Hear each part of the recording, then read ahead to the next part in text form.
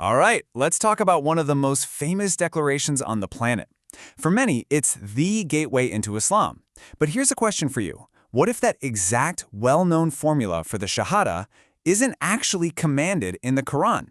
Today, we're going to dig deep, do a real textual investigation, and see what the source text itself really says.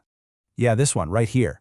For more than 1 billion people, this is it. This is the first pillar, the foundation. The tradition is pretty clear. You recite these words, you mean them sincerely, and that's your entry into the faith. It's seen as a very specific required verbal act. And that is the core question we're tackling. For this journey, we're going to, gently set tradition aside for a moment and go straight to the source. Let's see if the Quran itself actually lays out this famous formula as a command.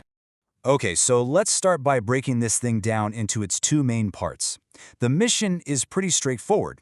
Can we find this exact two-part formula as a command anywhere in the Quran? Let's find out. So, the way we're going to do this is simple. We're going to search for each piece separately. First, we'll look for the part about God's oneness, and then we'll look for the part about the messenger. All right, so for that first clause, wow, the answer could not be clearer. That phrase, there is no God except Allah, you find it all over the Quran, over and over again. It is, without a doubt, a central core concept of the entire text. No question about it. But then, when we look for that second part, things get really interesting. The results are, well, they're completely different. The exact phrase, Muhammad is the messenger of Allah, shows up only one time. And here's the kicker. It's not a command telling people to say it, it's just a statement of fact, tucked inside a sentence. So right off the bat, our first big finding is this. The complete two-part formula presented as something you have to say, it just isn't in the Quran. Which, of course, leads to a whole new question. If the formula isn't the main point, then what is?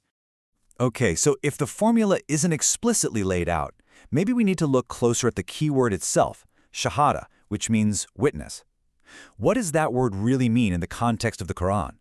Because according to the sources, the answer to that, well, it changes everything. The word Shahadah itself is a massive clue. It comes from this Arabic root, Shin, Heed, Dad. And when you trace that root through the text, it consistently points to one thing: having direct, real, first-hand knowledge of something. It's about being aware of a reality through your own experience, not just, saying some words. And you can actually see this in action all over the Quran.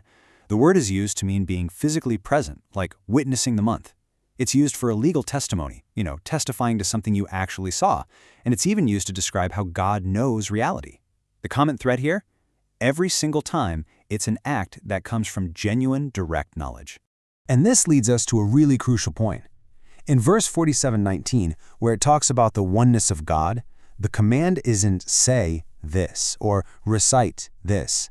The actual Arabic verb used is i'lam, which means know. Think about that.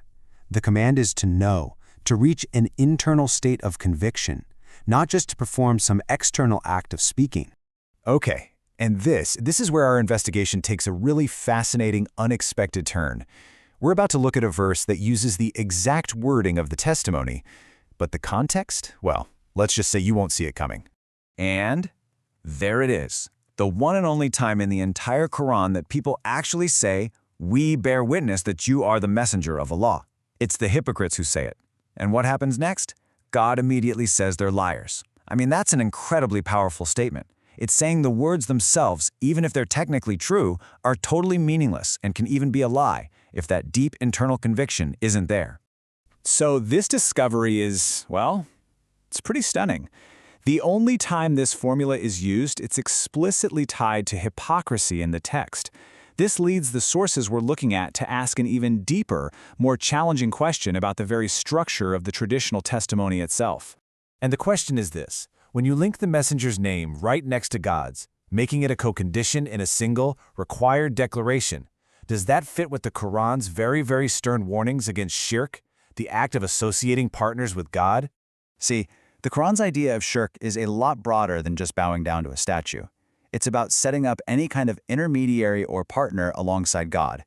The text explicitly warns about how people in the past took prophets and scholars as lords beside God, and it's very clear that no true prophet would ever want that. Verse 39:3 even gets into the psychology of it, saying people justify this by claiming, oh, we only do this to get closer to God. And when you put them side by side, the structural difference is it's huge. The testimony that's actually described in the Quran, in verse 318, it has a single undivided focus. But the traditional one, it's dual-focused, linking two different ideas with the word and. It might seem like a small grammatical thing, but the implications are massive. All right, let's pull all these threads together. We've looked at the formula itself, we've dug into the real meaning of the word witness, and we've explored the concept of partnership. So, after all that, what's the final verdict from this deep dive into the text?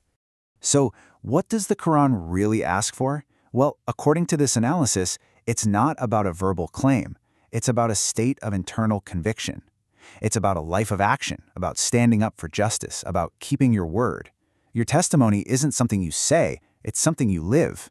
And this really gets us to the heart of the matter. Is faith a verbal formula, kind of like a one-time entry pass into a club? Or is it what this textual analysis points to, a lived reality? A constant state of being and acting where you're directly accountable for your actions. It's a fundamental difference. So here we are, the final takeaway from this deep dive into the text. The focus seems to shift completely from what you say to what your life actually shows. And so, I'll leave you with this final question to think about.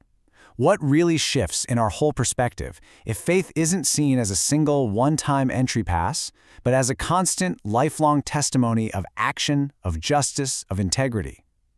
The entire focus moves from a single moment of saying something to an entire lifetime of being something.